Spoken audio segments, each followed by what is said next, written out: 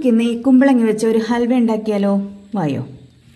കുമ്പളങ്ങ കഷ്ണങ്ങളാക്കി അതിൽ നിന്ന് പകുതി എടുത്ത് നമുക്ക് അരച്ചെടുക്കാം. ബാക്കി പകുതി ഗ്രേറ്റ് ചെയ്ത് മാറ്റി വയ്ക്കാം. രണ്ടും കൂടി ഒന്നിച്ച് ഉരുളിയിലിട്ട് നല്ലപോലെ വെള്ളം വറ്റുന്നത് വരെ ഇളക്കി കൊടുക്കുക. വെള്ളം വറ്റിക്കഴിയുമ്പോൾ അതിലേക്ക് മധുരത്തിനാവശ്യമായ ശർക്കരപ്പാനി കൂടി ചേർത്ത് നല്ലപോലെ ഇളക്കി കൊടുക്കുക. നന്നായി മിക്സ് ചെയ്യാം. കുമ്പളങ്ങയിലേക്ക് ശർക്കര നല്ലപോലെ പിടിക്കണം.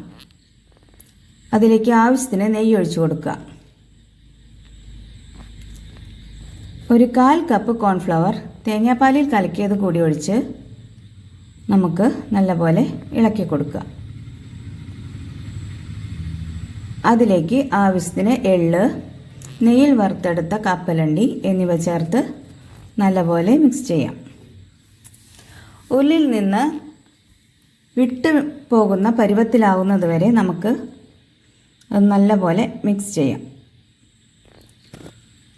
നമ്മുടെ സ്വാദിഷ്ടമായ കുമ്പളങ്ങ ഹൽവ തയ്യാർ. വീഡിയോ ഇഷ്ടപ്പെട്ടാൽ എല്ലാവരും ലൈക്ക് ചെയ്യാനും സബ്സ്ക്രൈബ് ചെയ്യാനും മറക്കല്ലേ. Thank you.